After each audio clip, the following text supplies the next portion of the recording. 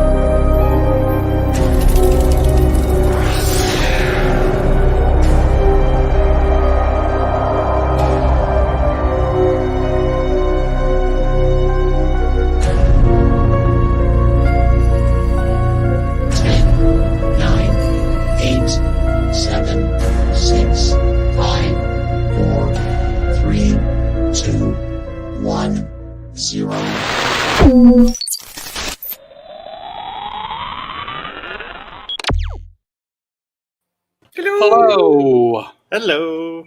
Good evening, everyone. So tonight we are joined by Michaela Ford and Michael Kopf. So, but before we carry on, nickname and everyone else in the chat, please can you stop talking in riddles? We have no idea what any of you are talking about. Joe, Joe, nickname, and Umbra. We are completely lost. You've been sniffing the vin again. Yeah. I've no words. I've got no words. So yeah. No, I can't even know. Anyway, can I just say a paragraph long podcast would be far too long. Don't you think? Slightly. Yeah. So moving on from that, over to you, Deborah. We have Michaela from the Hello. Give us a little bio about what you do. I have a very small, modest podcast, paranormal podcast called Paranormal Or What, on which I interview lovely people like Deborah and other interesting people in the paranormal world. And I also, it's a bit of a mixture. I also tell true paranormal stories, all about cryptids and ghosts and UFOs and everything. And we just generally have a lot of fun on there. And I also write for an American online paranormal magazine called Paranormality Magazine, which you must all subscribe to and go out and buy immediately because it's amazing. It's a fabulous, high quality magazine. And that's about it at the moment, really. Jolly good. Welcome. Thank you. Thank you. And Michael, do you want to give a little spiel about you? So I'm a paranormal investigator here in the U.S. Actually, I'm in the state of Texas. And let's see. I've been investigating for about 5 years now. I have almost 100 investigations in that time, not counting homes And so I am a part of several teams, and it's the Tribe, which was formed in Mineral Wells. We're a kind of para-unity tribe where we're a bunch of different teams. We get together and investigate together. Ghost Ship Hunters is a global group. Sirens of the Expanses is up north. Potter Paranormal is a team that I work with that's in Mineral Wells, and their objective is to do like paranormal 101 type investigations where they teach people how to investigate properly and using the right methods and how to use equipment. I'm also a member of Misfits Paranormal Research Group, where we go and investigate actually as Sirens of the Expanses, but Misfits kind of does the research. Right. And I recently joined a new team, and last time I was on, I got a lot of heat that I didn't mention this team, so I'm going to make sure she knows I'm mentioning them now. Yeah. It's Southern Fried Spirits Paranormal. I love the name. And I have a YouTube channel, Michael.Kopf, that I post paranormal topic videos where if I haven't been there, I research it and show you the research I put together. No, I don't do voiceovers. I'm not technically advanced yet enough to do that. And I'll share videos of investigations. So that is me in a short little nutshell. Brilliant. Thank you. Well, it's great to have you both here. Yes. So thank you. Yeah. So good to be back. Thank you, and thank you, Michaela, for agreeing to come on tonight. Really appreciate it. That's okay. I forgot I'm a paranormal investigator as well. It's a rather big thing to leave out, really, isn't it? I was only just poking around some ruins last Saturday, and I completely forgot to mention it. What ruins were you poking around? What kind of ruins? It's in Chichester, where I live.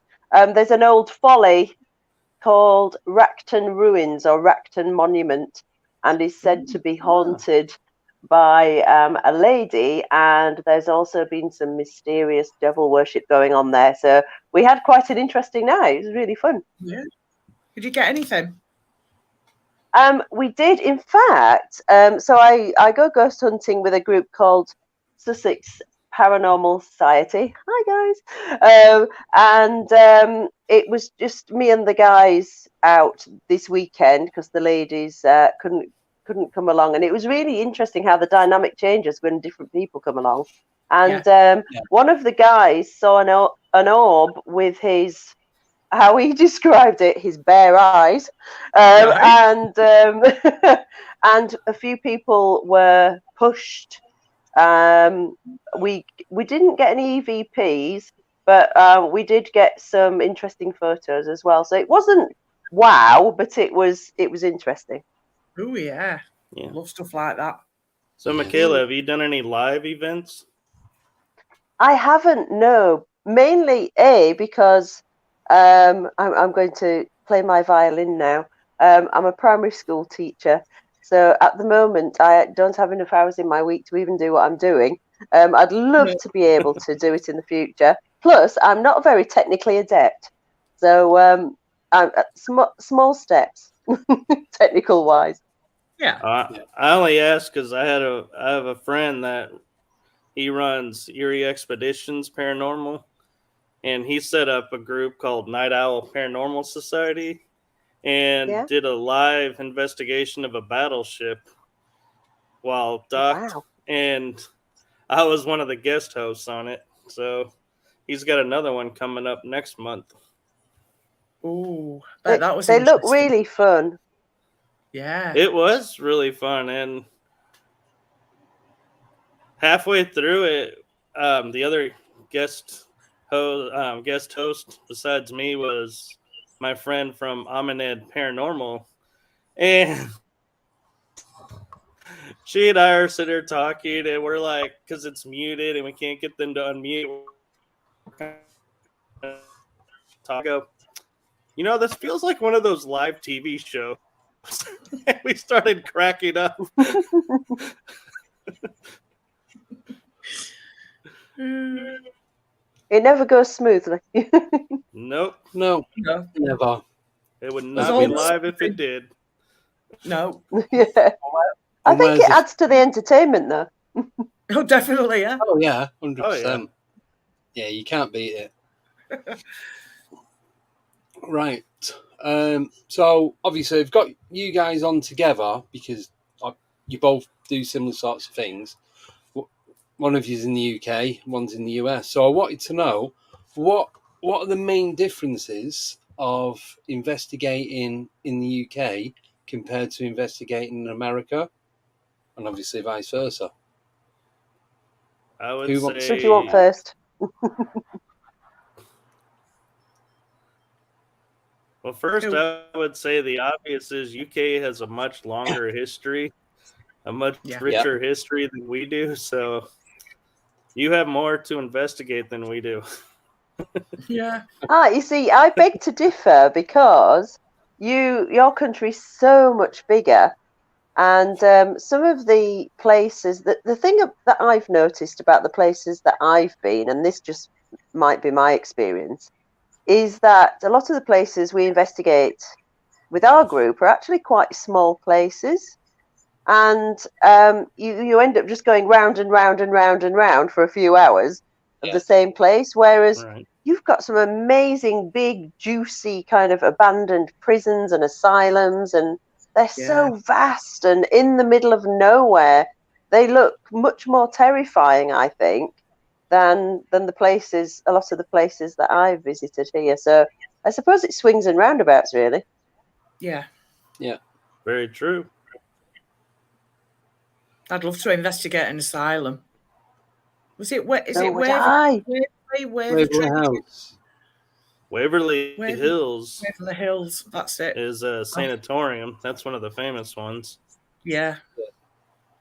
That's on my bucket list. I haven't been there yet either. I've seen a few ghost shows on that. Oh yeah. Yeah. Creepy. Yeah, I've got a big list of places I'd love to go in America. I think I need to come over for a few months. Yeah, that's the thing. It's such a big. You'd have to choose where you wanted to go, which part you wanted to go. I know this is a bit off topic, but my mate cycled across America. He went to California and cycled across to New York. Did it in 3 months. Oh my god! Well, he had to do it in 3 months because that's how long his visa was. Yeah. But, no pressure. Yeah, so like you saying, he's like stopping and he was stopping in hostels and guest houses and that, or just sleeping in the open air, having washing in the river and all that kind of stuff. But he said he went through that many places, but he couldn't stop and have a look because obviously time wasn't on his side. He had to keep pretty much moving every day. Right. So it's so you vast. pretty much would have to break it to the east, to the west, central, north, and south. So there's 5 different main areas that you'd have to stop and try and do if you're going to do it in short bursts. Yeah, I think it'd mean a few visits. Yeah, definitely. Yeah. Oh yeah. So Michael, what's the most haunted place where you near where you are, would you say? Ooh, the most haunted place near me, I would have to say, is the tie between Fort Walters and Old Park Hotel in Ballinger. Wow. That sounds the reason I interesting. say that is Old Park Hotel has a county jail across the street from it. Right. And so there's a lot of, we think, spirits that travel back and forth between the two. And so there's a lot of history there from that. And it's been around from the 1800s, so there's history there too from that. And there was a flood in the area. And Fort Walters, I just was looking up, was part of the Indian Wars in the 1800s. It was disputed Indian land, and then it was in the 1910s 10s, I think it was, it became a military base called Camp Walters for World War One. And then in World War II, they became, I believe it was Army. And we had 2 soldiers that went through that got Medal of Honor and were the most decorated. I believe it was Lieutenant Green, if memory serves right, and Audie Murphy, which a lot of people know him from movies. And we also, I like to talk with the owner about this one, is we also had the worst soldier, Eddie Slavonik. I believe is how you pronounce his last name. And he was charged for desertion, and he's the first soldier since the Civil War to be charged for desertion. Right. And he was trained at Camp Walters, and then they closed it down, and it was a POW camp for Germany too. So that adds a historic element. Yeah. And then on top of that, it then closed for a while, reopened as Fort Walters during Vietnam, and the helicopter pilots were trained there. Right, so you got the Indians, 2 world wars, POWs. So there's a lot of rich history there too in a small little area. Wow. What about where you are, Michaela? There are quite a few haunted places. Funnily enough, I live quite close to Portsmouth. And obviously there's a huge seafaring history there. And I've done investigations in Portsmouth tunnels and the old forts that are up on the hill looking down over the sea, and also Porchester Castle. So there's a lot of really haunted places around there, which are really, really fun to do. But all very windy and cold. Yeah, that's the problem near the sea. They're all outside. I'd like to get inside one of those battleships at Portsmouth old dockyard, but I'm not sure we'd be able to get permission. Oh, it's something you could look into, though. Yeah, definitely. Yeah. We've also got a very really haunted. Cool. It would be amazing. We've got a very haunted pub, which is literally just down the road from me, but they haven't let me do an investigation yet because they've always got guests. It's also sort of a hotel, and they said that they won't do it if anyone's staying over. So kind of one day I might just book a room and start book a room and poke around at night. Closed for refurbishment. Yeah. As soon as you know I was going to come in now. I just thought of the perfect tagline to bring in people to their establishment. Enjoy your spirits with the spirits. Yeah, that sounds good to me. Yeah. I have to say yet though, and I'm probably going to be hoisted by my own petard at some point in the future. I've never been on an investigation where I've been scared. So either I'm very brave or I'm not investigating the right places. Yeah. I have to say, some of the ones that I've seen on, on the US TV shows, I think, oh my goodness, I'd be terrified. I want to go there. But I haven't as yet. How about you, Michael? Have you been really scared by anything that you've witnessed? Actually, I have to join you on that one. In all my investigations, I have yet to be in a location to where I was like, I am freaking out and had to run out the building. I have, on a couple occasions, been scared a little bit to where it's like a frozen place trying to figure out what happened, but I always stayed in the room and it never caused me to run. So I'm with you on that one. I haven't had a cause to leave a location yet out of what's going on. I'll tell you where I'd like to go. Have you seen Island of the Dolls? I can't remember. Is it in Louisiana? Yes, it's in Mexico. Oh, Mexico, that looks terrifying. It's in Mexico. Oh my goodness. It does. There's something about dolls. Although, let's be honest, any room full of dolls is going to creep you out. All those eyes. But yes, a whole island of them. Oh yeah. Wasn't that the one where the guy was on the island and he found a doll and he just put it up in the tree, and then everyone else started putting dolls up? Yeah. Is that story? Yeah. So, yeah. And apparently a young girl drowned in the river, and her spirit kind of wanders around and frightens people. Ooh, nice. I think I watched a documentary on that as well. Yeah, I watched a lot of things. I've seen videos to that on YouTube. Yeah, it's creepy. Very creepy. It is. Yeah, I don't know Josh if I'd Gates went there with his show. Yeah. Yeah. That might have been the one that I watched. Yeah. That one, though, I swear, if a doll starts talking, I probably would run because there's nobody there putting batteries in those things.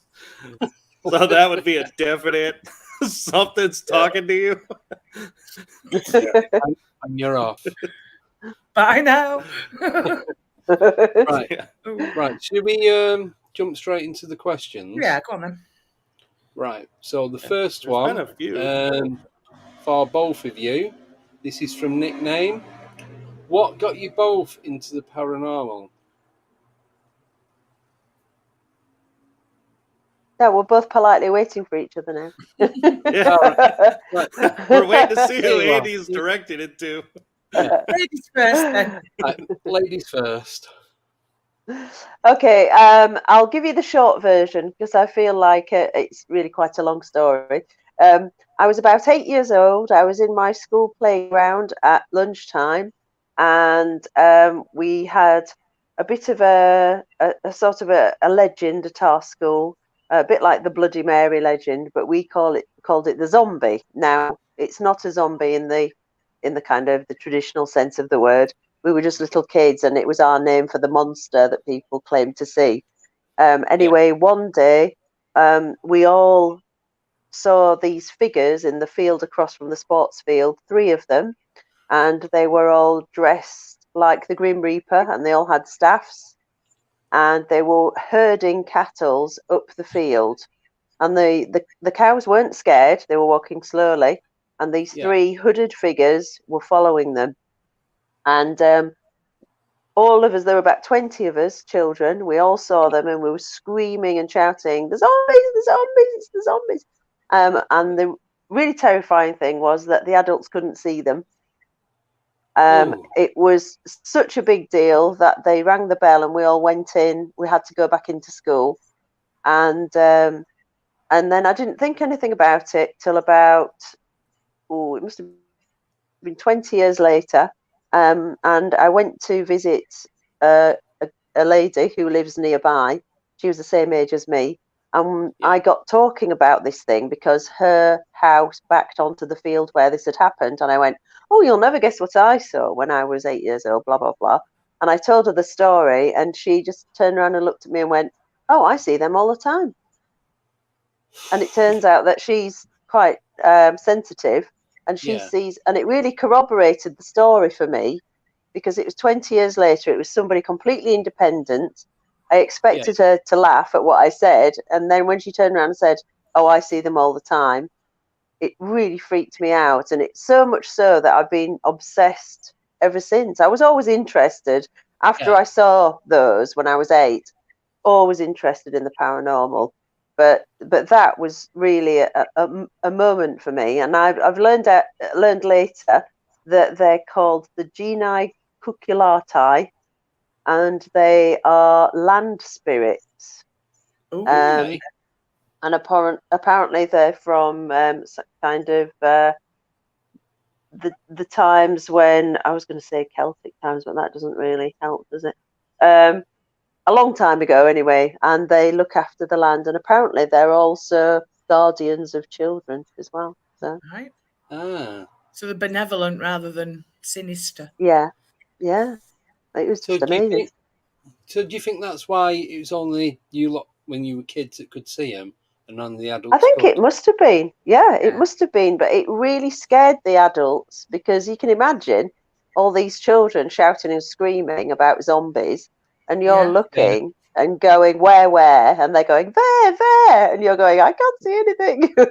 Yeah. So, yeah, it was amazing. Probably had to freak them out more than it freaked you guys out because yeah, they're like, I was fascinated. How do we, round up what we can't see? Yeah.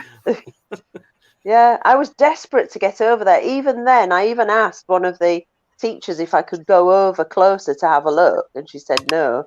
But even then, I just wanted to get closer to see what they were. Yeah. Michael? Well, I had an experience when I was 2, and I kind of wrote it off. And then growing up, I'd always have like memories of stuff that never happened to me, or were like different places. Like I could walk into some people's homes and know where everything is, even though I'd never been there. Yeah. And so kind of finding out that I've kind of been growing up in the paranormal. So it's kind of interesting to think, what got me in it. It's like, I pretty much almost feel like I was born in it. Yeah. Yeah.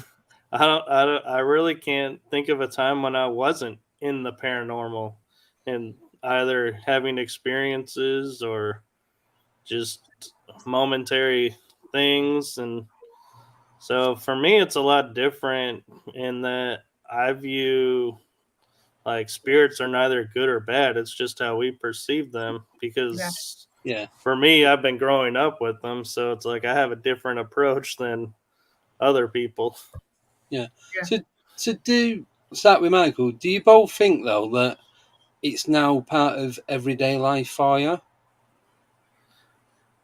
Oh, I do.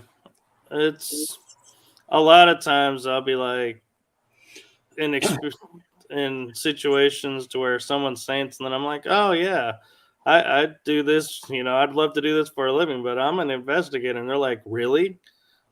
It's like it's no longer like, no, go away. It's like, really? Oh, cool. So and they like ask questions and they want to know like, what have you experienced? And then they're like, oh, I had this experience. What do you think that? And it's like, wow, people are starting to actually open up and come forward with it instead of the past where it was like, no, we don't talk about this. Yeah. It's not as taboo, is it? No. What it used to be. No, and I gotta say, I'm not really a fan of a lot of how the TV shows do it, but they have made it mainstream thinking, so people are more open to talk about it. Yeah. And I think the more people that you see on TV coming out and telling their stories, that encourages more people to think, actually, I've had an experience and I want to talk about it. So, yeah. Look at how many famous people are coming forward now with stuff that they've gone through or encountered. Yeah. It's just everything. Every time you look at someone, there's another famous person saying they've seen stuff or they've encountered something. Yeah. I think it's yeah. Michaela? Is it? I find... Sorry. No, that's right. I was just going to repeat the question just in case you'd forgot or anything. I was going to say, I mean, it's very much a part of my life every day. And what I've found is that particularly in the last few years, I'd say even before I started the podcast, the more I've read about the paranormal, the more I seem to experience it. Now, I will just clarify what I mean here. I don't mean that, because it really annoys me when there are people, especially on television, who think that everything's paranormal. Everything that happens has to be paranormal. Every, movement in the bush is a Bigfoot. Every light in the sky is a UFO. I'm actually quite skeptical. And when we go on our investigations, I look at everything with a very critical eye. But I have noticed that myself, I seem to be having a lot more experiences. I don't know if I'm more open to it now, or maybe I'm more observant. But I'm having a lot more experiences of all different kinds than I ever have before. Seeing things out of the corner of your eye and shadows and noises. Haven't seen a UFO yet, so that's an experience I'm hoping to have one time. Obviously, I haven't seen a Bigfoot, but I haven't had an experience either that I could equate to it in the UK, if you know what I mean. But definitely lots of paranormal type things seem to be happening. And I don't know if it's because I'm more tuned in. I'd love to be able to open myself up more to these experiences, but I'm slightly scared because I don't really know how to do it or how to control it. But I'd be interested in finding out more how to do that sort of thing. Yes. Thank you. Right, next question. Let me swap thingamybobs. Right. Rick wants to know, is there a specific cryptid the guests would like to encounter? Michael. Well, funny you should mention that. I just did a piece on the Dog Man. Ooh. And everybody was like, oh, the Texas Dog Man. You've never heard of it? I was like, no. And so I go researching and thinking, okay, so this is going to be isolated to Texas. Nope, it's on the East Coast, West Coast, Canada. Everywhere. It's all over. It's in Australia, New Zealand. I'm like, it's becoming more of who hasn't had a Dog Man. Yeah. But all the things I was reading about it, I was like, the one thing I was feeling about it was it doesn't seem to be one of the more aggressive cryptid types. It's more of, if it feels like you're invading its territory, defending its territory, but it won't actively come after you. Right. And I could be wrong. I don't know. But that's one that I've heard of, and the Mothman is another one that I would like to experience. Yes, I'm with you on that. Yeah, that's Andy's favourite cryptid. If I met Mothman, we'd be in a bar having a beer, put it that way. Yeah. Even if he looked like that thing off Jeepers Creepers. Yeah. Oh, no. Just a scarecrow. Me too. Yeah. He's got a van, he can drop me off on the way home. Oh, that van really creeps me out. I showed that film to my teenagers last week. They were terrified. Yeah. I still love that movie. Only the first one, the other two were awful. Yeah, not the first one. I like the first one. But yeah. Yes, very atmospheric. Yeah. Michaela? Well, it would have to be Bigfoot. It would have to be Bigfoot. It's really weird because when I was just before I started the podcast, I was really just sort of researching and interested in ghosts and things like that. And so the last sort of 3 years, I've been reading about lots and lots of different sorts of cryptid that I'd never heard of in my life. And I always assumed that Bigfoot was just an urban myth. And the more I've read about it, the more fascinated I am. And of course, I do watch the programs, and Expedition Bigfoot. I just love it. Yeah. Absolutely love it. And I realise it's a TV show and it's heavily edited and all that sort of thing, but it really makes me excited when I watch it. And I just think, I wish I could meet Bigfoot. But of course, then I have to have this sort of caveat onto that, which is, I wish I could meet a nice, kind Bigfoot that wasn't going to hurt me. And I could make friends with it. So I might feel very differently if I actually saw one, but I'd really, really love to see one. So I got a question for Michaela on that. Go on then. So do you think Bigfoot really exists here, or do you think it's a dimensional creature that just happens to come through a portal gets seen or heard and then disappears back into another dimension. Okay. I don't normally like to be pinned down to what I think because my ideas change all the time. But Yes, I think today, currently your current thought process. Yeah. For the next So 5 today, minutes. yeah. And then I'll dismiss myself tomorrow. I believe it's both. I believe that it is. I believe it's a real creature that is flesh and blood, but I believe it can travel away from our dimension. I don't think, in my eyes, there doesn't seem to be another explanation for it in a way. If you add on the lights that are seen around it, the fact that people have seen it sort of almost fading in and out, sometimes a bit like the kind of predator kind of idea, and the fact that nobody has been able to find where they live or find, some evidence of them, but not scientific sort of evidence like if you were going out to try and find a gorilla. So there must be something else to it. They must be able to go somewhere. And so maybe there is a possibility that they can pop in and out of this, whatever we are, grid, dimension, world, portal, whatever. The other possibility that because a lot of like Bigfoot sightings, there have also been UFO sightings at the same time. Yeah. So could it be that the UFOs are bringing them from somewhere? That's another possibility. I don't know. Right. Or are they just connected in some way, maybe? Possibly. Could be using them as scouts, putting them down, sending them to have a look round, picking them back up. Yeah. Job done.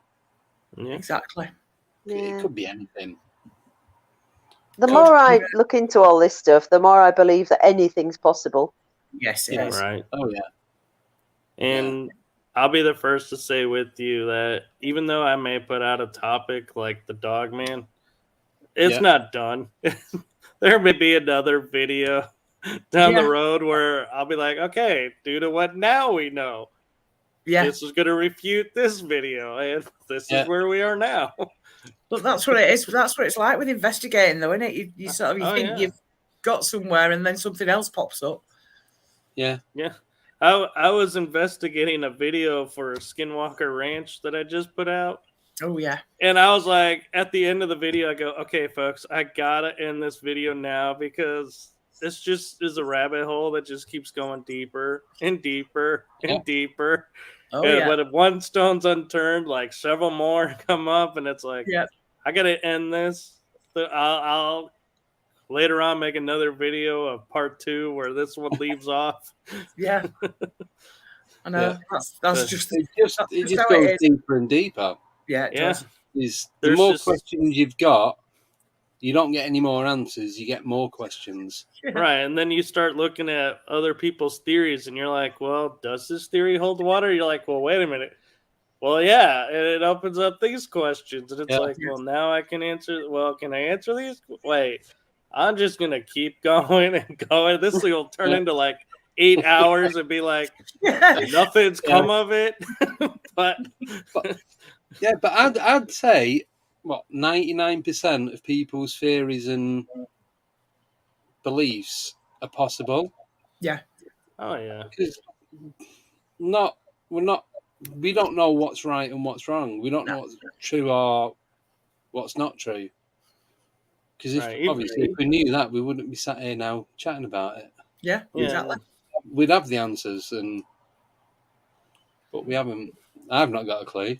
I haven't either. The one thing I love about being a paranormal investigator versus like other investigators is we can look at the wacky ideas that people come out with and be like, there is an ounce of truth in that wackiness that could account for And I can explain that from this, and it's like we can tie it to actual science, and it's like, wait a minute. Yeah. Can this be the answer? Do we just don't want to accept it? And it's like, yeah, there are no wrong theories in the paranormal. It's like almost everything can be tied to something and being like, oh my God, this is starting to sound more and more legit. Yeah. Yeah. True. But as well, we all have a different way of thinking. So we're going to have different thought process. Right. So all our own theories and beliefs and that are going to be different anyway. Yeah. Yeah, you're going to get some the same, but overall, it doesn't matter what you think or what you believe. It doesn't necessarily say it's wrong compared to what I think or to what Deb or what Michaela thinks. Yeah. Right. Now, I will say, in looking in the comments, Terry, I gotta say, no, don't kill a cryptid unless it's physically doing you harm. Yeah. Leave them alone. Yeah, exactly. Yeah. Mind you, the Native Americans that is mentioning there, they had a lot of, well, they still do have a lot of respect for cryptids anyway, don't they? Oh, yeah. I think they have more legends around the cryptids than we do. Yeah, definitely. Oh, yeah. Especially Bigfoot. Well, that I was going to say, sorry, with the Native Americans and Bigfoot, that goes back to the beginning of their history. Yeah. Obviously, it goes back further than that, but it's just all the different, because obviously Sasquatch is one of the names that they use for Bigfoot. There's a whole list of names to use. Yeah, I think Yeti, if you're in Siberia.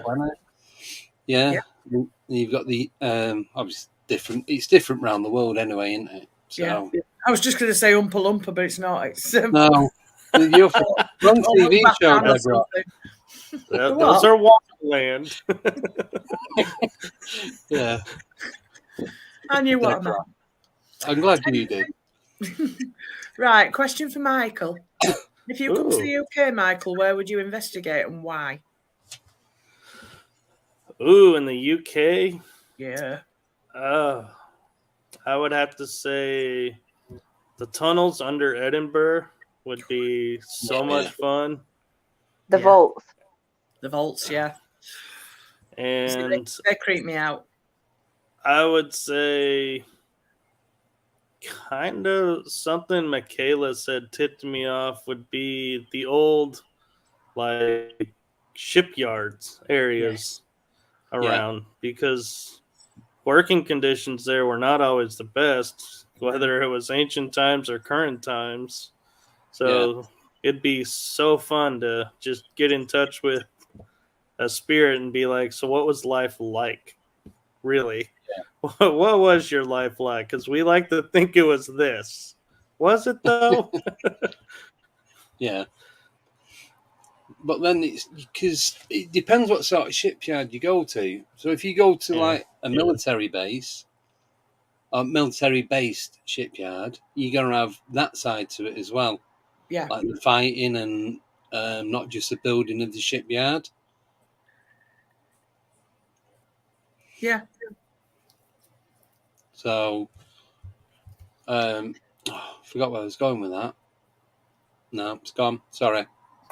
So, same question to you, Michaela, obviously, in our country. Where would you want to go? In America? No, in our country. In our country? Yeah. Ooh, gosh. There are... I'd really like to do... oh, gosh. I've got the most enormously stupid memory in the entire world, meaning I don't have one at all. I'd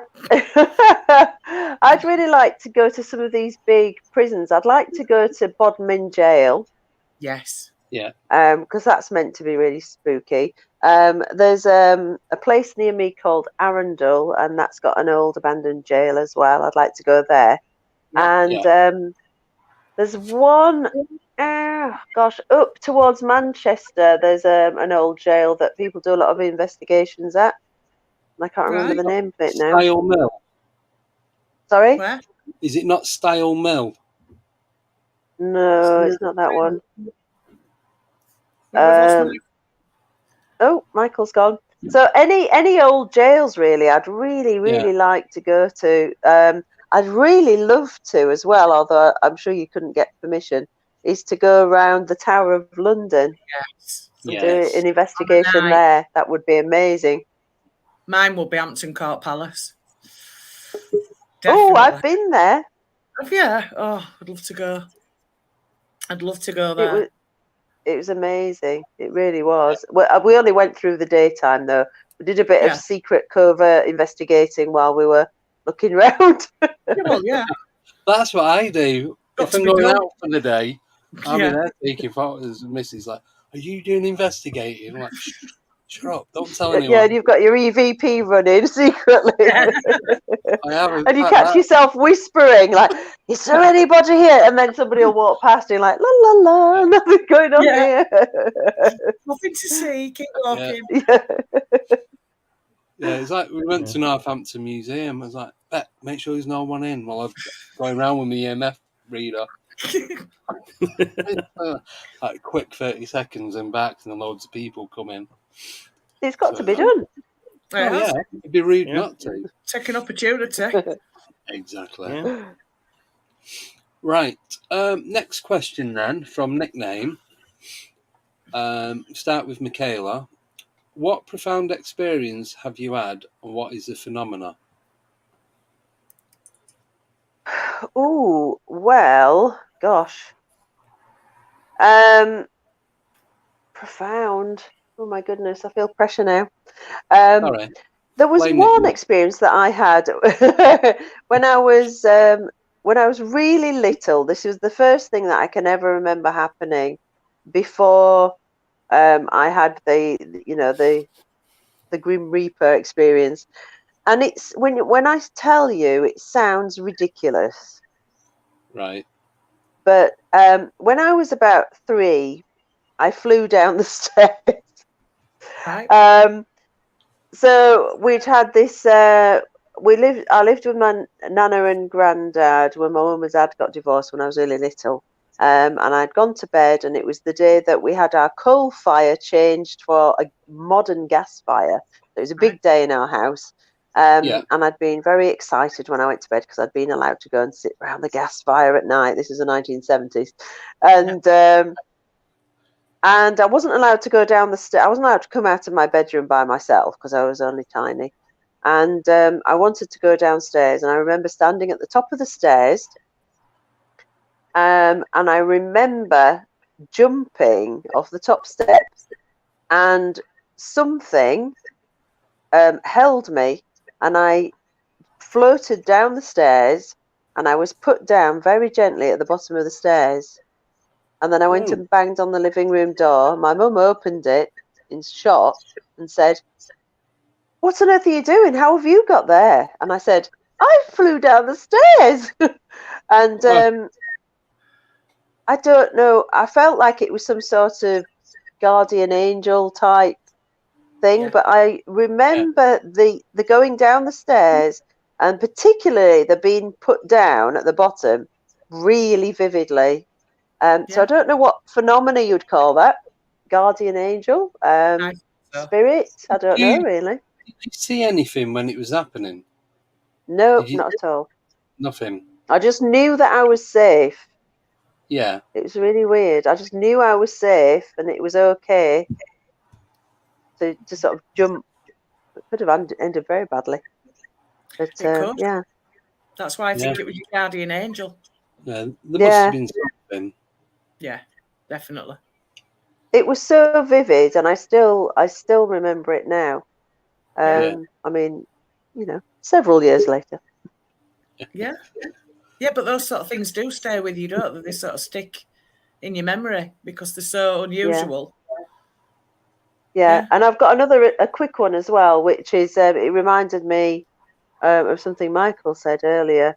Was there's a place where I'm from, Halifax, in West Yorkshire. My husband would laugh because I always say Halifax, Yorkshire, just in case people don't know where it is. And Andy doesn't know where West Yorkshire is. Yes, I do. Other side at Pennines. Ebargham. The right side. The wrong side.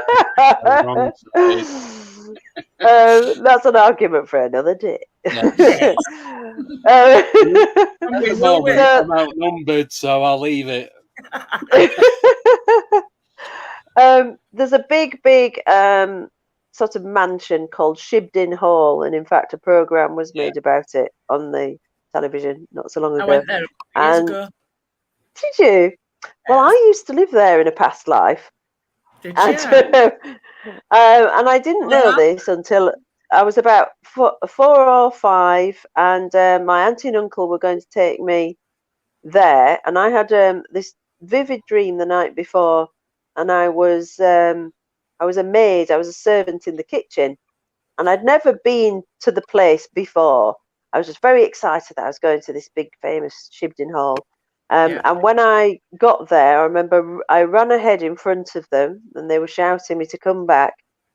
And I ran into the hall, and there was a curator there, and I just ran straight in and went, "Where's the kitchen? Where's the kitchen?" And I remember the woman saying, "Oh, you can't visit the kitchen." And I said, "Here it is. It's in here. But where's the door?" And there was no door. And she said, "How do you know that?" And I said, "Well, this is where I used to work."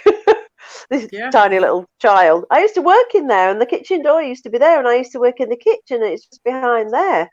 And she said, "Well, how did you know that did used to be the kitchen? But we don't let visitors see it because it's not safe. So we had it all panelled over, and you can't actually go through from the main house anymore." And and I knew it when I went in as vividly as anything, for sure. Yeah. That was where I'd worked, and I was, pointing to the door that wasn't there anymore. So that was really unexplainable. There's a real atmosphere to that building, that house, especially out where the old coaches are in the outbuildings. There's some atmosphere to there as well. I couldn't put my finger on it, but I picked up on an atmosphere. Yeah, I'd love to investigate there. Oh yeah, on a night. Mind you, it's really tiny inside. I was surprised because when they show you it on the telly, when it's Gentleman Jack, it looks massive.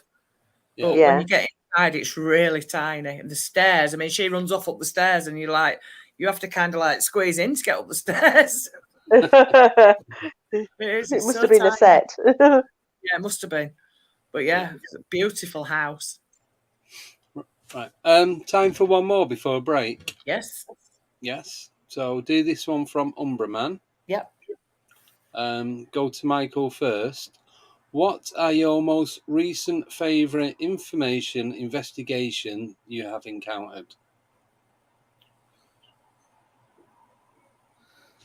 I'm presuming it means if somebody's sent any reports into you, or I haven't gotten any reports from other people, but actually I take that back. I recently was talking with a friend about going to Granbury, Texas, because there's some locations there that I haven't been to that are supposed to be haunted. And there's apparently a mansion around here, or they call it Bowers Mansion, that there's a big mystery there of a gentleman reportedly, and I'll say reportedly because we don't know, killed his wife and then killed himself, or something killed her and killed him. But those are the type of investigations I'm like, ooh, I want to go on that. I want to go there and see if I can figure out some of this mystery. And another one that I kind of stumbled on was the wife of Davy Crockett is buried nearby here.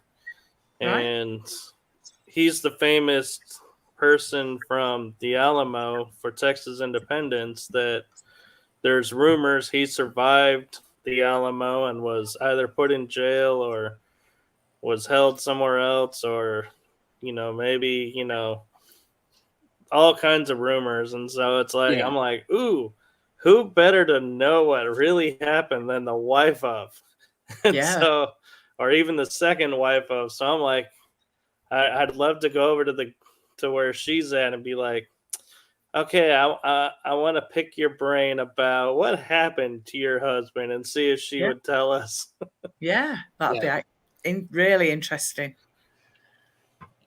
What about you, Michaela? Mine would have to be favourite information that I've researched in the last few months, and I did a 3-part series on my podcast about Stardust Ranch. That and Mothman. There's 3 ranches all in a line down sort of the west of America, Utah, kind of upwards, and there's obviously Skinwalker Ranch, Stardust Ranch, and then one called Bradshaw Ranch as well. And they've all had every type of paranormal experience. They think that there may be some sort of portals there. They've had UFO experiences, Skinwalker experiences, werewolves, giant, like dire wolves, just you name it, that it's been there. And I read John Edmund's book on Stardust Ranch. God bless, he passed away recently. But his story was just incredible. And I read it and I thought, even if only 50% of this is true, it's the most incredible story I've ever read in my entire life. So, and I can't remember the name of the book now, but it's such an amazing story about him allegedly having to fight off grey aliens with his old samurai swords that he kept on the wall of his bedroom. The one that fell off the back of the truck when he was out for a drive. He did, didn't he? It was almost like it was synchronicity, you know. And there's there's a truck with a load of old metal and bits and bobs on the back, and this samurai sword fell off. So he pulled up, grabbed it, put it in the car, and ended up decapitating a grey with it. Yeah, and he went after the van to try and give it back to the person. Yeah, and it just... but it was like it was meant to be. Yeah, definitely. Yeah. I've heard that story. I've heard the story twice, and I think I've memorised 90% of it. That's how much it got me. Yeah. It's fascinating stuff. It really is a story like no other. Yeah, definitely. Yes, I'd love to go there. I would. I'd love to go to all 3, but it's meant to be very, very difficult. And apparently, you literally can't go to Bradshaw Ranch. I know it's very difficult to be able to go to the other 2. A lot of I think that didn't they close off Bradshaw Ranch? Yes, I think the military. I think military's bought it, haven't they? The military have bought Bradshaw Ranch. So they closed all the roads going to it, and because I know John Edmonds, didn't he have some dealings with the people over at Bradshaw about? I don't know actually. I might be getting this wrong, but about the same goings on at Stardust and Bradshaw. I'm sure there was some sort of meeting between them, and I don't know if he ever went there, but from what I can remember, he met up with them, and it was very similar to what was going on there and at Skinwalker. Right. Yeah. I know Skinwalker's closed because they're doing so many experiments there. They said that we don't want public coming in and interfering with the experiments they're doing. Yeah, they're doing a lot.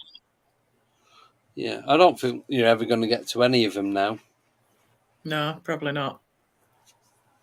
Well, but Skinwalker, you might, because the owner is all about wanting to find out paranormally what is happening, but you'd have to schedule it around when they're not doing research, which they're pretty much doing 365, 7 hour or 7 days a week, 24 hours a day. Well, wasn't when Andrew Collins came on, he was saying he went over to Skinwalker. Yes, he did. And he was trying to do stuff and this, that, and the other, but it was a time, like you just said, with the timing of going in and doing it, and because there's loads of people bobbing about and what have you. Yeah. I suppose a lot of these experiments are set up so that they're continually running, aren't they? They'll have equipment running, and they are. And I've been watching the History Channel show, and they really have put up cameras on all the edges that are 360, and literally you step foot on the grounds and you will be met with high security right away.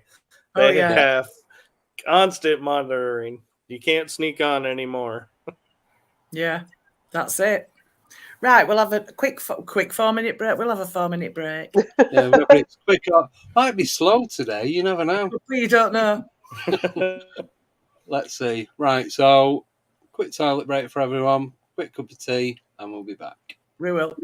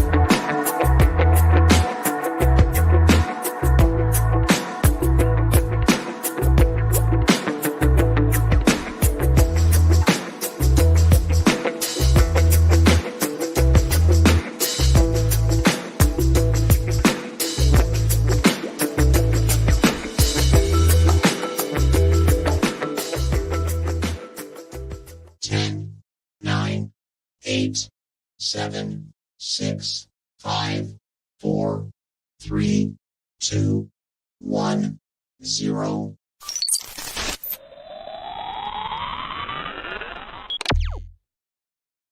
Well, that was it. 4 minutes ever. No, that went slow. Did it? No. Yeah, I was nice and chilled with that one then. I love that music. Just love it. Found it on the off chance. Yeah, I love it. Right.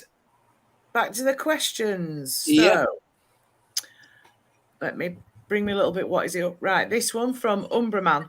What do your guests think happens to us after death? We'll start with Michael.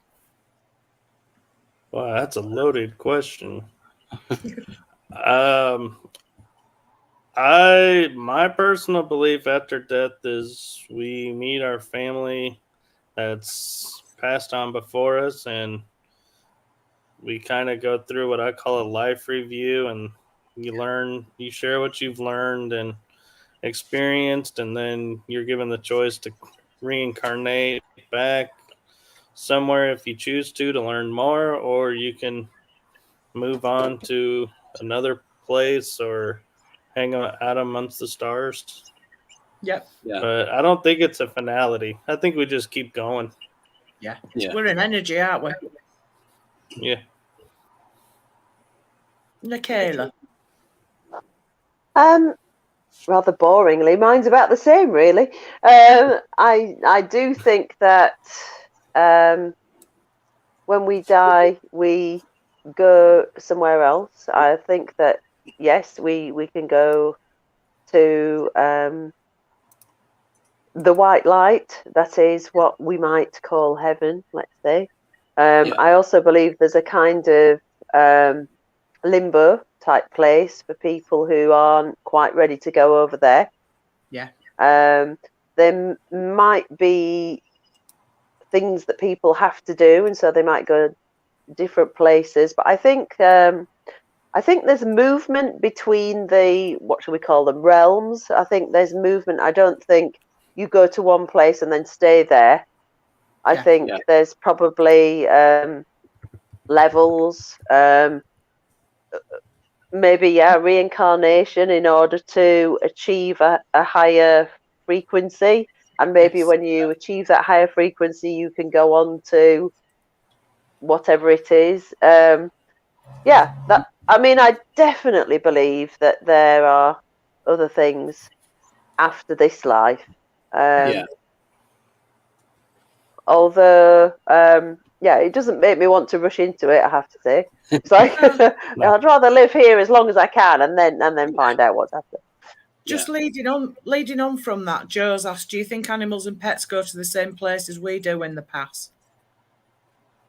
I do. Or their essence. Yeah. I mean, there are a lot of teachings, aren't there, that say that certain animals are not supposed to have souls or not supposed to move on. But I think there's quite a lot of evidence to show that that's wrong, actually. Yeah. And that animals definitely, I think animals that are loved by humans, maybe that's a contributing factor, that if a particular animal is cared about by someone, does that give them an extra dimension? I don't think there are kind of millions of, herds of nameless cows wandering around in the afterlife, but maybe, do you know what I mean? And flies and midges and goodness knows. I don't know, but what is the criteria? This is the thing for all this stuff. You sort of, all the paranormal stuff, you just think, well, what is the criteria for this? Whoever's organising all of this, if someone is, what's the criteria for where you go after you die, and if your pet comes back, if it has a soul, that's what drives me insane. It's like, I think, because I'm a teacher as well, what's the success criteria for going to the next level? Do you know what I mean? And if I have a list, can I kind of follow that, please, so that I can go to where I want to go? Yeah, I agree with that. Yeah. So carrying on from that again, sorry. Umbra's put, what about cryptids and other phenomena beings? Would they go there as well? I'm guessing that's what he means. Yeah. But I've asked this before. I would have to say maybe they're from yes. There.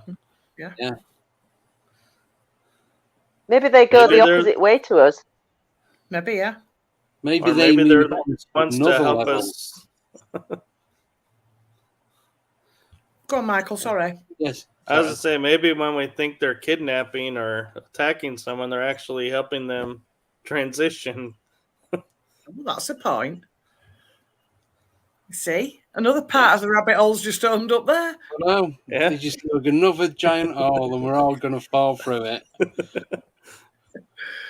Excellent. Right. Next question is from nickname. Where is the hotspot for paranormal, in your opinion, in the UK and the US, and why? So, Michaela first. I usually need a good 10 minutes thinking time to think about this. Can I pass over to Michael if he's... Sorry, I'm putting you on the spot here. If you have a quicker answer than me, I'm going to have a ponder. Well, I would say, in my opinion, hotspots for the paranormal would be where you had the ley lines crossing, because that'll definitely boost the energy there for them to be existing, or places where traumatic events happened, like battles or lynchings, or criminal justice taken out, like prisoners being mistreated. So just stuff like that where there was extreme traumas, or the ley lines crossing, or all the above in the same spot would create the hot spots. Yeah. And it's probably the same in the UK. Yeah, I think it, I definitely agree. Places like Glastonbury and Stonehenge, places where there've been a lot of, spiritual thought and worship in the past. Definitely places like that in the UK. And in the US, like you said, like Gettysburg is meant to be the most phenomenal hotspots. I mean, some of the footage that people have got of seeing almost, 3D soldiers running around. It's quite incredible. Yeah. Definitely. Do we move to the next one? Yep. So this one is from Warren Hardcastle. Who in the paranormal / cryptid research world has influenced or inspired you both? Michael first. Oh boy. So we put him on the spot now. Oh yeah. Right, go on then. I've got an answer for this one. Now, so it's okay. My first one might be quite controversial. So in the UK, I am a big fan of Yvette Fielding. Now, say what you will about Most Haunted, it was the first paranormal program that I ever watched. And I can remember it was about 2004. I was living in London with my then boyfriend, now husband. And when I saw this program advertised, I could not believe that someone else was interested in what I was in, and that they were interested in it so much so that they were making a TV program about it. I was beyond excited. And I watched every single show. I was on this really rickety old PC watching the live events and texting in, I've just seen this on the live stream, all that sort of thing. And she's kind of remained a sort of paranormal heroine to me ever since. I just think that she actually, blazed a trail for people in the UK. No matter what unfortunate events might have happened on the show and people and all that sort of thing. I think she's amazing, and she's done thousands of investigations, and you can't knock that. I have been on some of the most haunted investigations. You can pay for the events and things, and they're really fun. And they've been fantastic. And the other person in the US who has really inspired me is Cliff Barrackman. Yes. From the Bigfoot program, and I just think that he is so well informed, and everything he says just seems to have gravitas and science and a reason behind it. And I find him incredibly engaging. I'm fingers crossed going to interview him for Paranormality Magazine in the next few months, and I'm terrified because he seems so clever, and I don't think I'm clever enough to interview him. But we'll see, because I think he's just going to tie me up in knots. So down to earth, though, isn't it? Those are my two. It is, yeah, and he seems like a very nice man, but I know that if you say something that he considers not worthy or not very sensible, then he gives you quite short shrift, and I'm a bit scared of that. Fair enough. Good luck.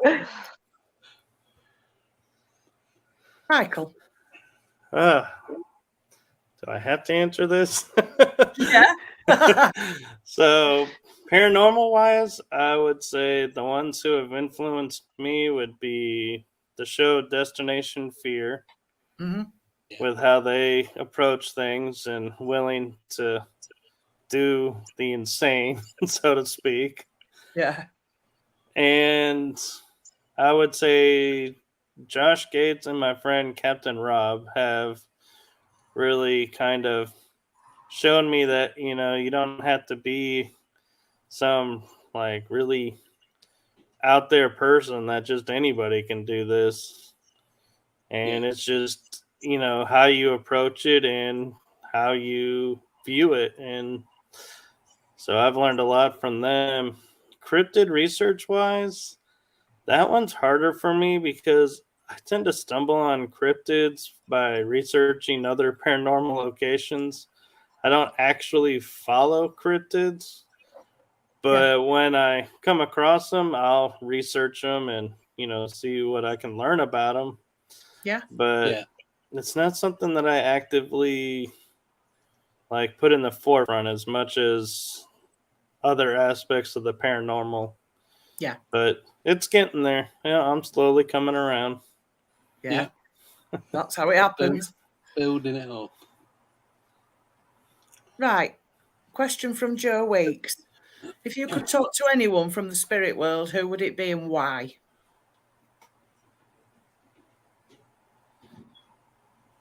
Hard one. Got my hand up. It would have to be Elvis Presley. Right. It would have to be. I am a secret kind of Elvis fan. My mum's a massive Elvis fan, so I was brought up with Elvis played in the house the whole time. And hard though it seems to believe now, I was dragged unwillingly to Gracelands twice when I was younger, and actually I caught the bug while I was on the trips, because if you're surrounded by fans of something, either you're going to hate them with a passion or you're going to kind of get caught up in it all. And actually, I had a brilliant time and I met some really nice people and it was great. But I'd really, really like to interview Elvis to find out what it was really like. And I get very cross with people when they're so flippant and like, oh yeah, that was that guy that died on the toilet. It's like, he was so much more than that. How dare you? Sort of, he was such an interesting person, and he must have had such a crazy life to go from being, a very, very modest, simple young man to this crazy icon. So yeah, it would definitely be Elvis. Well, who would be your other one? Because there are some reports that he's still around, so therefore not in the spirit world. Then it would be Marilyn Monroe. Yeah. That would be mine. Yeah. What about you, Michael? So for me, it's kind of, I would have to answer that in twofold, because the historical side of me, I would be like wanting to talk to people like George Washington or, King Arthur, several, historical figures, to be like, what was life like? What is your real story? What happened? Yeah. Why did you do this? And the other side of me, boy, I would have to say people like maybe Edgar Casey, or trying to think of his name. Oh. He was really big in the paranormal. Arthur C. Clarke? No.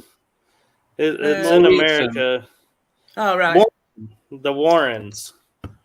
Ah, yeah. Ed and Lorraine Warren. Ed and Lorraine Warrens. Yeah. Oh, yeah.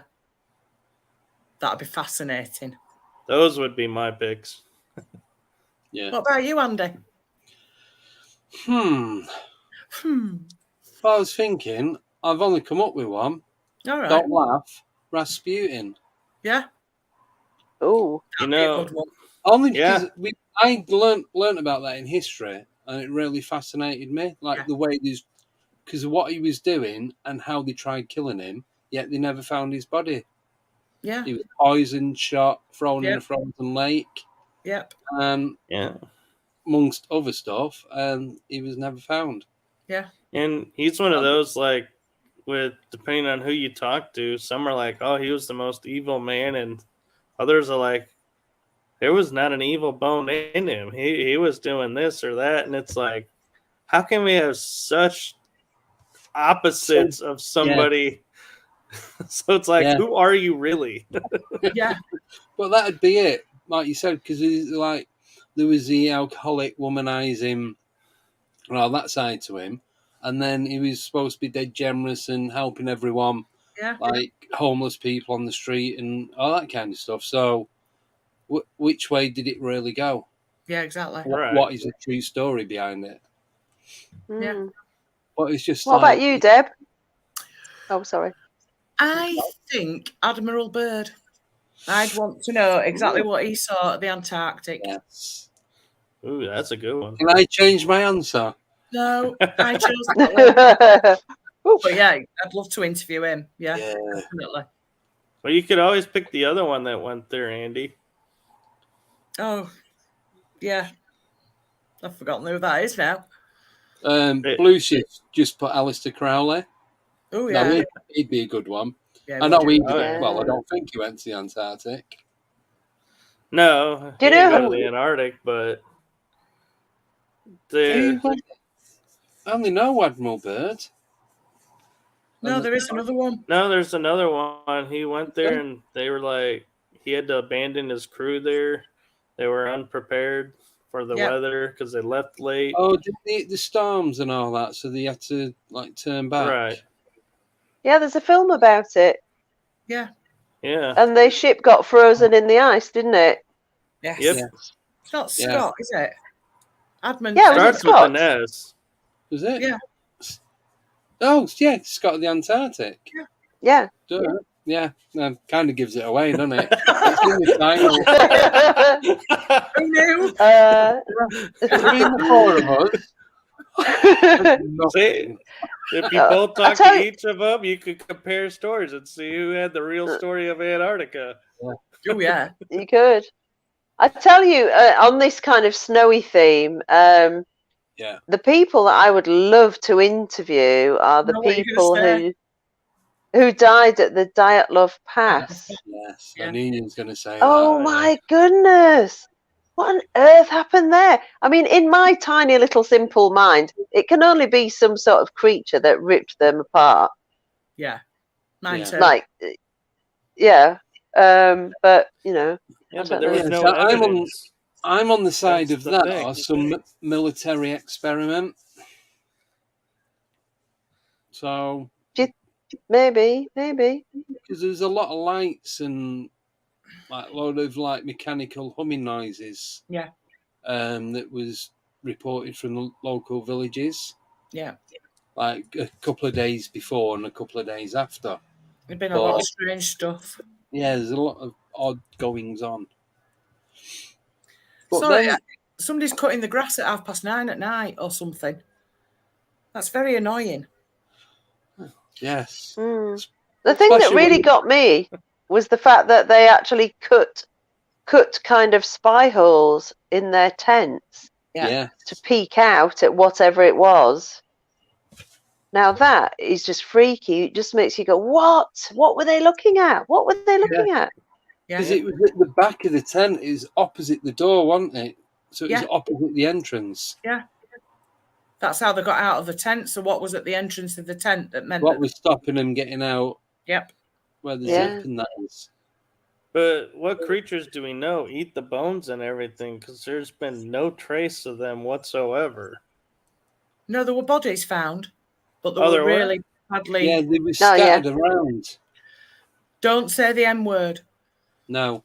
So there was a couple that'd been injured. One had like scrapes on his knees and hands from when he I think I'm thinking of a different one. All right, where he was trying to shimmy up a tree. There was two. Yeah. There's either 2 or 3 found down near a ravine. Yeah. One of them had their eyes and tongue missing. Yeah, as if something had I imagine her screaming and the creature not being able to cope with the noise of the screaming, and so bit her tongue out. Yeah. It's just like, oh, that's like some sort of monster thing. Oh. Yeah, I would think that would make you scream more. Well, yeah. Well, yeah. Until you choked on your own blood, which is probably what happened to her, poor thing.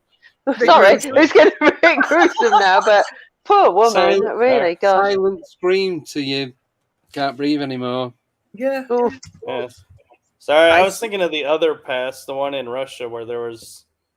Oh, yes. The people just disappeared and there was no traces of the bodies or anything. Yeah. Oh my goodness. Were they the ones where they found the campsite with the food in the stoves and? Yeah. Yeah. It was weird because the stoves had the fires had only been put out in the last couple of hours, but all the food in that was months old. Yeah. Not only that, but there was there's no footprints, there's no blood anywhere, there's no signs of anything. It's they just vanished. Weren't there about 30 or 40 of them? Was it that many? I think there was 30 of them. What was it called? It was more than 10. I don't know, but it was I think it was old, young. There were kids. There was parents, grandparents, and everyone just one day wasn't there. Devletov or something like that. No, that's Dyatlov Pass is the one that we were on about, where the bodies were found injured and. They were a team of experienced hikers and skiers and all that. Oh, I can't remember this one. I'm sure this one over in. I think this was in Alaska or over that area. Oh really? Oh, the I can't remember. I'll know it when you say it. Somebody. It was Tov. Jenna, was it Jenna Party? Donna Party. Oh, the Donners? That one, they ate each other. Yeah. Oh, yeah, that was did. Oh, no, this was they'd gone into this camp where these indigenous people had been living, and everyone was, missing. Right, Terry's saying Portlock. Portlock, Alaska. Oh, no. He'd love to know what really happened in Portlock, Alaska. Right. Well, this might be this one. So they'd gone in, and the fires were, not smouldering, but the ash on the wood and that was still quite fresh. Yeah. But the food that were in the pans had gone all mouldy and rotten, and even, the fruit and that inside the tents was, all mush. And so they reckon, was it something radioactive that had caused it to decay so quick? Yeah. Yeah, Portlock, Alaska. Yeah. Oh, Sure so like they've been beamed up or something by UFOs, and there was just no whatever. trace. There were none because obviously they've had goats and chickens and ducks and whatever else for for milk and cheese and everything had gone. Everything, but all the clothes were there. So like the skin hides, what they'd used to make jackets and trousers and all that. There's a load of that still in the the living areas. Yeah. But there was not, like you said, no footprints. There was no trail leading in or out. Even same as the Dyatlov Pass. Even if it had snowed heavy, there would still be some sort of trail that they'd be able to trace. Yeah, because of the time difference. So, ooh, I just thought of a good one from the spirit world. Go on. The Anasazi tribe.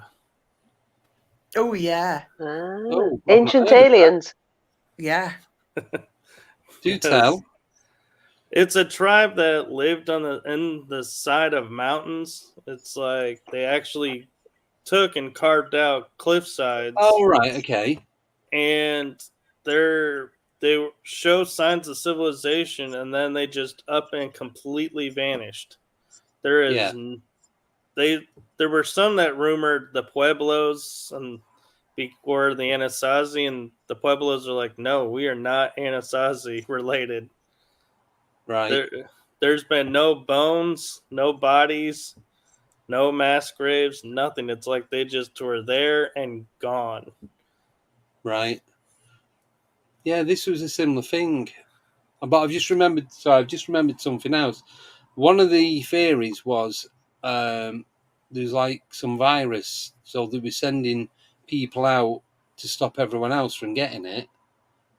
But then if they was being moved on to another location, there was still no trace of anybody. And there's no trace of any of the parties that have left the camp. So very strange. Yeah. So they don't know, because that's what they thought with the all the food going off and what have you. It could have been a virus that had gone into it, and that was what was making it decay. Yeah. So that's why they was trying to get anyone that was infected to get them to leave, so they didn't infect anyone else. But obviously they would have found bodies somewhere along the line, but nobody was ever found from that. No. But Chris from Scottish Paranormal, he said he's sure it was in Canada, and the huskies were tied up to trees. Now that sounds familiar about the huskies bit. Yeah, I remember that. One was starving. Some of them had died, and wasn't very nice. Don't know. I heard it on a podcast, but I don't know which one it was. I'd have to try and find it or find something on the internet about it. Yeah. Very interesting. Yes. But that must have happened in loads of places that has never been reported. Yeah, maybe. Imagine the amount of places around the world that don't have any interaction with anyone else. Yeah. The stuff that goes on and the stuff they've seen. And we're never going to find out. I know. We need to go searching these places out. I know. Right, let's book tickets to the Amazon. Yeah, why not? Yeah, you buying? Yeah, I'm sure we'll get a couple of donations to cover the cost. Oh yeah, buy me a coffee. Yeah. Yeah, we've got a bit of a strange one from Joe here. Well, sorry, Joe. I think the guest should ask Andy and Debs a question. No, that Andy bit's wrong. It's just Debs. No, it was Andy and Debs. Actually, it's Andy A. Debs. Yeah, it is actually, yeah. Andy A. Debs. There's a lot of A's in that. There is actually, yeah. Too many. My eyes have gone funny. Right, okay. I'll ask a question. What has been the most outlandish and quite weird story that you have ever been told by one of your sort of friends or podcast people, what's the strangest story that you've been told, if you can think about it? That's a tricky one. First one to think of it, speak first. Does it have to be like paranormal, or can it be anything? Oh God! Oh, go on! I'm intrigued now. Well, there's some lad I know. Well, I didn't actually know him. He was about, I was probably about 17, 18. And I won't say his name in case he is actually still alive. But you'll understand when I tell you what he said. So some of my mates, they'd gone knocking on for him. And his dad was saying, like, he's not coming out. Anyway, he come out a couple of days later. And he goes, how come you weren't coming out the other night? He went, oh, my head fell off. And I guess better, but it's all right. My dad stuck it back on with sellotape. And he was 100% genuine with this. He weren't laughing. He was like solid poker face, and he was straight down the line. He couldn't come out because his head fell off. But his dad stuck it on with sellotape, and now he's all right. He kept that for years. So there you go. Oh my goodness. I don't know how Deb's going to follow that story up. Yeah, come on, Debs.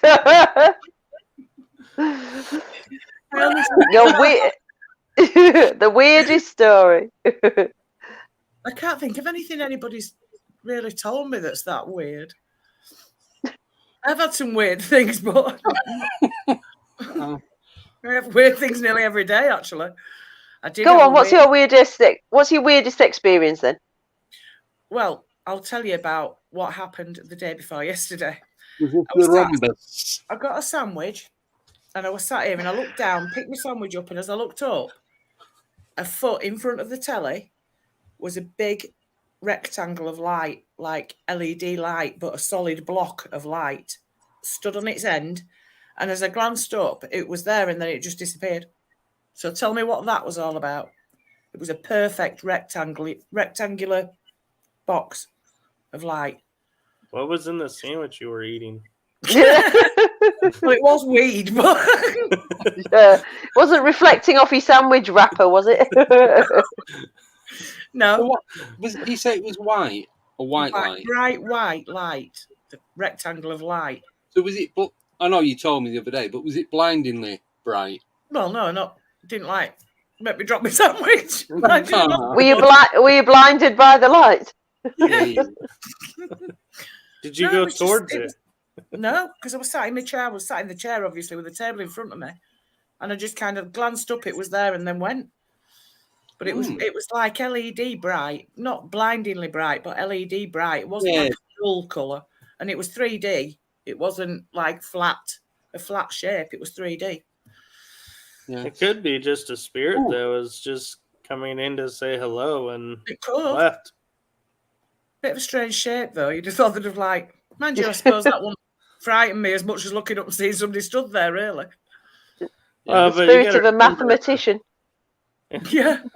Well, we're assuming spirits take the forms that we're used to seeing. We don't know what they actually look like. They could have been really looking like a 3D box. And to us, it's like, that's a box. And to them, it's like, this is a whole universe. What are you talking about?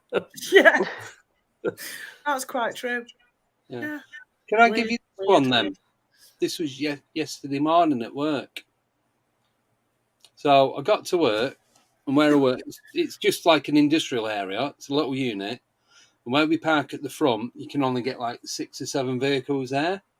So as I'm walking around my van, there's a pigeon flying down towards me. Well, it's like 20 foot up in the air, and it's about 30 foot away. But it's like flying in my direction. As I look up at it, it just, underneath it, on its underbelly, was a big flash of light. It then turned round and flew off. But it was a lot darker than the other pigeons. And, that was it. That's as weird as it gets. Yeah. There's no a noise. Robot pigeon. There's no cooing. But I just thought, why has it took a photo of me? Maybe it was a drone. Well, that's what, but there was no noise coming from it. Didn't hear any flapping. It was like just a normal household pigeon, is what it was. Yeah. But it seemed a little bit bigger and darker. You know, like you get the like bluey grey colour of like say a wood pigeon or Right. are they called street pigeons? Yeah. What would you call it? Yeah, street Yeah, pigeon. just ordinary pigeons, yeah. Yeah, but it's more of like a charcoaly colour, like a gunmetal grey. Yeah. And it was about I'd say 6:15 in the morning. A spy pigeon. Oh, it just imagine that. It's not, but it's there, so it's flying towards it, and then it just underneath there's a big flash, like a camera flash. Then it just turned around and flew off, back the way it came. Maybe it was a spy pigeon. Yeah. Yeah, why is it taking a picture? Because he wants to know what you were up to. I don't know. What have you been up to, Andy? Oh. It was just so weird. But I was looking because it was about 3/4 of the way up from where the lamppost was behind it. So it wasn't the light going on or off. It happened when you were on the phone to me, didn't it? No, I was at work. I'd literally parked the van No, up. you told me about it on the phone, yeah. I'd gone inside, That's checked right. the stuff that I was putting in the van. You come back out because we do temperature controlled medication. We come back out, make sure the fridges are in temp. So you start the van up and then you print the ticket off, you get it signed, and then you load up and you go out and do your route. So I'd gone back to the van to print the ticket off, and that's when I seen it. How bizarre. Very. Spy birdie, pigeons in disguise. Catch a pigeon. Yeah, so I don't know. It was definitely a big, bright, yellowy white flash. I think work's sending drones out to keep their eye on you. There's no point. The thing is, even say it was work, there's cameras all around work, there's trackers on the van, and they know Well, where yeah. it is anyway. So, So don't need a pigeon. no, it's just really weird. Very But strange. I can't remember if I've seen any other birds about at the same time. But I wasn't really thinking about a drone pigeon hunting me down, to be honest. Spying on you. Yeah. It was just, Why not? Like shock surprise sort of thing. Yeah. Weird. It didn't make any sense. Not at all. That is very strange indeed. Yeah. Because like you said, if it was a drone, you'd have heard like the whirring noise of the motor or Yeah. Well, something. there are quiet drones. Yeah, I suppose, yeah. Don't know. And if it was a pigeon, it'd be hidden by all them feathers as well, so that'd dull the noise down a bit. Sorry. Yeah, bro. Apparently, someone doesn't like us even talking about the concept of a drone pigeon. It was just a really weird thing. I'd forgot about that till Joe put it on. Yeah. It just reminds me of have you watched those nature programs where they have like spy penguin and spy this, and they're so rubbish and they don't look anything like the creature. And then the penguin or whatever goes up to it and goes, "You're not one of us. What are you?"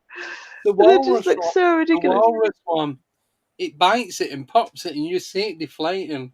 Yeah. Penguin cam or whatever it is. Yeah. So, yeah, didn't think anything of it. I just thought a bit weird and carried on. Very strange. I don't know. If anyone's got any sensible answers for that, please do share them. I can't see that there being any sensible answers. No, for that. I'm just looking at who's in the chat. I think someone said military drone. That was fairly sensible. But then why would they be interested in Andy? Mind you, he did nick a police cap out of the middle of the road. No, I didn't. I did not. Yes, you did. Didn't steal anything. No, you didn't steal I don't even know what you're talking about. All right. Normal hat. Yes. Swiftly right. moving on. Right, Joe's saying now it's Michael's turn to ask. Yeah. All right. So I was thinking long and hard about this, but so Andy and Deb, what is your biggest destination that you want to go to outside of the UK and why? Doesn't have to be paranormal, but where is somewhere that you'd be like, oh man, that's where I gotta go? I've got a couple actually. Yeah. I would say I've got two. I would say the Amazon. I'd love to go to, like, on a decent boat though, not like one of these little rowboats. Not on a little blue. You don't want the canoe? No, I don't want the canoe. No, I'd want to go on a decent boat that nothing could jump out the water into. On a 40-foot yacht. Yeah, something like that. Yeah, could lay on the deck with the champagne and everything. I would say that'd be one, and the other would be New Zealand. Yeah. So they're mine. Right, it's got sort of a similar climate to us, but the scenery is absolutely beautiful. So yeah, right, that's me. So both of mine are paranormal. So go with it. I've got three now. So TNT area at West Virginia, Mothman. Yeah. Stardust Ranch, obviously. Yeah. And on the other side of the ice wall. Yes. No. Well, shut everybody up. The ice wall. Are you talking about Game of Thrones here? Oh. No, the entrance to the the entrance to Inner Earth, or where the other continents are that Admiral Byrd discovered. Yeah. Yeah. He actually flew into another world. But didn't it, when all these instruments were going all over the place, but from his training and knowledge in that of flying, he knew how to keep it steady, so he just kept going. And then he got escorted in by, I think it were two craft. Yes. Not planes, craft. He was escorted into this other world. Very interesting. Wow. Yeah, so that'd be mine. Oh, can I add another one? A bit of controversy now. To go out of the Earth's atmosphere to take a photo of Earth to see if it's round or flat. Good night. Right. Before anyone starts kicking off. Oh dear. I'd like to go to Mars. How did we ever come up with the flat Earth theory? Because nobody has ever fallen off the edge. So where is this edge? Well, that's the thing. They've got the ice wall all the way around, so you can't. Yeah. There you go. You see, my opinion on that changes constantly. I don't know.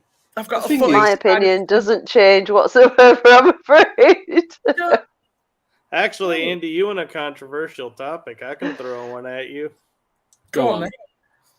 Are we in a holographic universe? No. Are we living in a construct, or are we actually really living on a planet?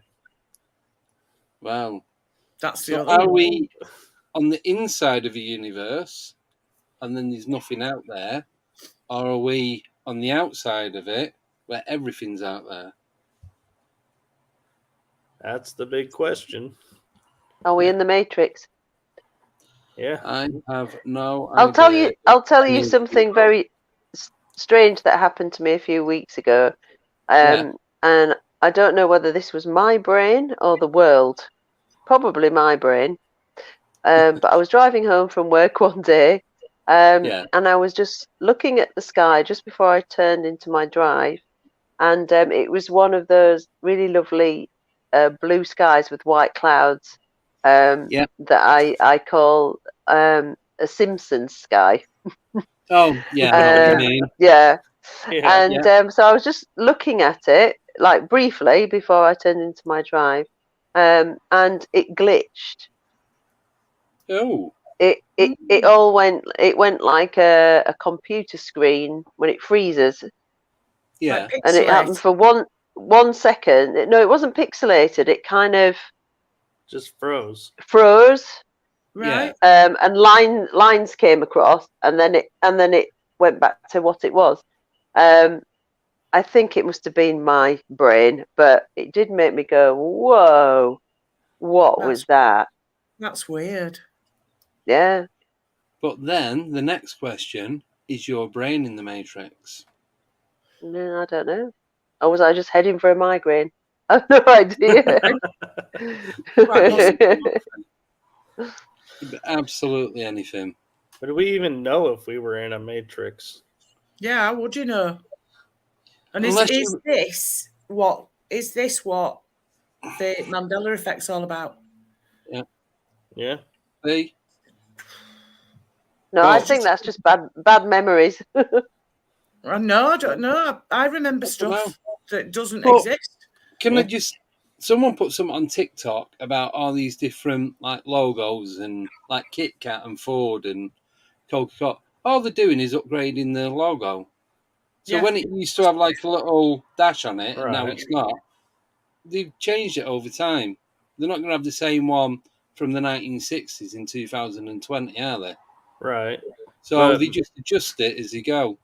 So a lot of the logos are I think, just updated.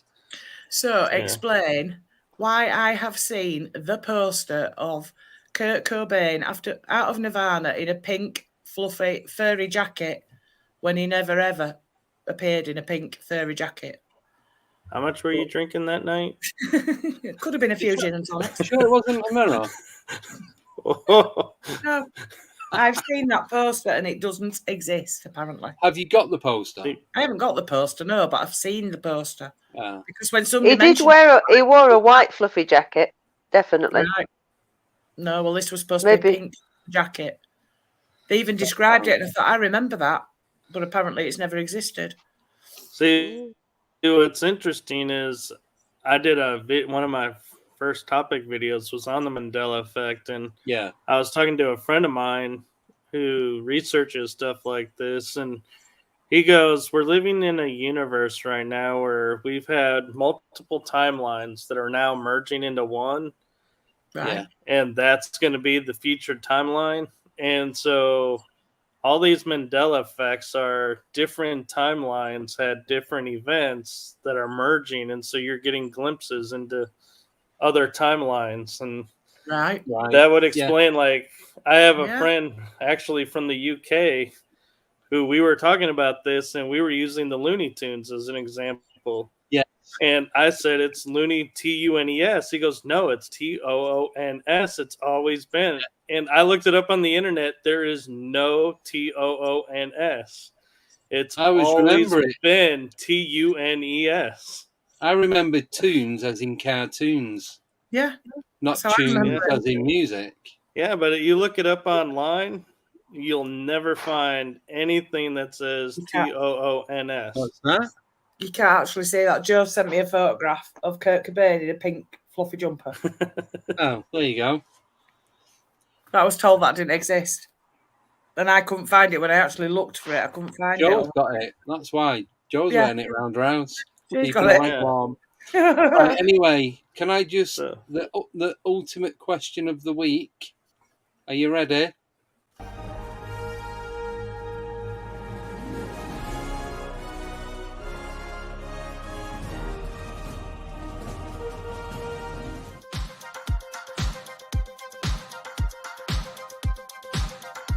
The next day.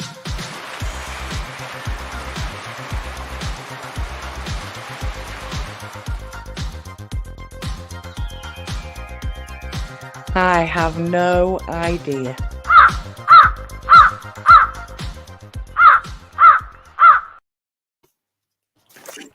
You can't hide. I'm not hiding. Yeah. It's Lon Strickler on Friday. Who's on next Friday? It's this Friday coming. Yeah. It's Lon Strickler. Saturday? He's looking at a calendar. That's it. No, it's the cat. I'm stroking the cat. On Saturday, it's a live investigation. It's the called Witching Hour. the Witching Hours. The And Witching next Hour. Friday, There's nobody on next Friday. just check him. In my line, in my world. Yeah. On the Friday after. Get down now, Bob. It's okay. Oh, I've put it away now. I don't know. Have you wrote it on Bob's head? Bob the calendar cat. I can't get away with anything. I'm gonna There's a dead giveaway when she's over Oh, leading Deborah. and flipping. Going, You it's let a me cat. Yeah. Bob's new name is Calendar Cat. Calendar Kitty. Yeah. Anyway, I don't know. Jessica Jones. That's the woman. Yes. So it is. That's it. So, Wait, is Jessica Jones from Marvel? No, not that Jessica Jones. Possibly. We never know. You're right. Sorry, I'm just reading a couple of the comments. Anyone else got any questions? We have got like 3-4 minutes left. Any of you two guys got any questions for us or each other? But Stuart actually hit the nail on the head. They're called tunes, Tunes, because they were originally merry melodies. Ah, yes. Ah. That's where the tunes comes in. Yes, that's true. Yeah, it's just it just seems a bit odd that people are kind of like remembering all this stuff, and other people are saying, "No, that wasn't right." It's like the Berenstain Bears. Yeah, I've got the books upstairs, and I would have sworn that was Stain, and it isn't. It's Stein. I've never heard of them before. Yeah, they frightened me to death when I was a kid. One of the ones that I've got is quite creepy. Yeah, my all-time favorite though, Mandela Effect, was Star Trek's "Beam Me Up, Scotty," and the line is actually "Scotty, beam me up." Yeah, yeah. Right, that's weird, isn't it? It is, yeah. And what I'm not your father, Luke, or whatever from Star Wars. I'm your father. And he's not, it's no, I am your father. I'm your father, yeah. I actually saw a meme that said, "I'm now going to name my kid No, so I can say, no, I am your father." Yeah. That's a good idea. Yeah. I was like, God, could you imagine going through school? No, are you here? Be like, who are you asking? Yeah. Just confuse everything. Yeah. Yeah, I think the best Mandela effect, I don't know if you guys are the same, is the actual Nelson Mandela when he died. Now, I remember it being in the 80s. So do I. I don't. I remember crying and listening to her speech. Yeah. Yeah. And I was probably 13, 14, maybe. And then he died in 2013. That's and it was when on I the remember TV. him dying. And I was watching it on the TV. I'm like, he's already dead. He died years ago. That's what I said. I was like, wait, he died again? I was like, what is going on? And I was like, he died in prison in mid-80s. Yeah, I don't remember that. That's what I remembered. And it just, I think that just blew my mind. Yeah. Yeah. So, right, we have one question from Joe. Ignore her, she's trying to be funny, but what cryptids have you seen? There we go. Or in Andy's case, nearly seen. Nearly seen. We nearly saw a big cat. Twice. I can honestly say, as to my knowledge, I don't know that I've firsthand seen any cryptids. Yeah. But that doesn't mean they weren't there. It's just I didn't notice them. Yeah. Right. So what was it? Or what was it not? Yeah. Or what did you nearly say? Did I nearly see a cryptid? I honestly couldn't tell you because I haven't researched all the cryptids yet to know. But I just thought about one cryptid that I thought would be really cool to see would be in Alaska, the Thunderbird. Oh yeah, yeah. Be like just to see this bird fly over me that's like bigger than a Boeing jet and be like, oh hey, how's it going? I know I look like a worm to you, but I'm really not. Please don't grab. Yeah, yeah. Michaela? I have to confess, I haven't seen any cryptids. The nearest thing I've seen, which is just nothing like a cryptid whatsoever, is that I've seen a shadow person. But sorry, that's not a cryptid. It kind of is. I think I'd say they're classed as cryptids. Do you think? More If we're counting shadows, and I've seen those. We don't really know what they are or where they come from. Yeah. I'd say spirit. Because I saw one on Halloween, and I think it was 3 years ago. Yeah. And it was really quite scary. It had been Halloween, and all the kids had then gone to bed, so I nipped off to the corner shop to get a bottle of wine. And I was walking back from the corner shop, and I saw it on my neighbour's fence, and it looked like it's so ridiculous. It looked like what you would imagine a kind of a troll to look like. Right, it had long, thin legs and a big, stocky body, and it was hunched over with a big kind of nose. And I did a kind of classic double take. Yeah. And then the shadow walked down the fence and just disappeared. And I just thought, did I really see that? Yeah. But then really weird things happened when I got back in the house then. So that was the wine and I, it was, well, yeah. I don't think I had enough of it, to be honest. We were watching. I have seen gargoyle statues. Oh, have you? Yeah. Ones that have come alive? No, just the statue, as far as I know. No. So we got back in the house, and my husband and I made him watch a horror film because it was Halloween, and we were just laid there on the couch, kind of, as you do, just relaxing, watching this horror film, and I kid you not, 3 loud knocks came at the front door. Knock, knock, knock. So we both kind of jumped up because we were kind of half dozing and half watching the horror film. Yeah. And I said, "What's that?" And he went, "I don't know." I went, "Somebody's at the door," kind of hoping that he would go. They went, "Oh, I don't know." So I got up and I opened the door, and I honestly thought it was going to be teenagers and messing about. Yeah. So I opened the door and there was nobody there. So I went, out onto the street. Well, I looked either side. There's nobody in sight. And as I came back in through the door, there were really loud footsteps that ran across my landing into the bathroom. And I thought, oh my, what are the boys up to now? Yeah. So what, two boys. So I ran up the stairs, ready to go. What are you doing? It's really late. And they were both fast asleep. And then I went downstairs and said to my husband, what the heck's going on? We just had that knock on the door. I've heard footsteps running across the landing upstairs. And it just sounds more and more cheesy the more I tell you, but it's absolutely true. I looked at the clock and it was exactly midnight. Right. So I saw the shadow figure. We came home, watched a film, 3 knocks at the door, nobody there. Came back in the house.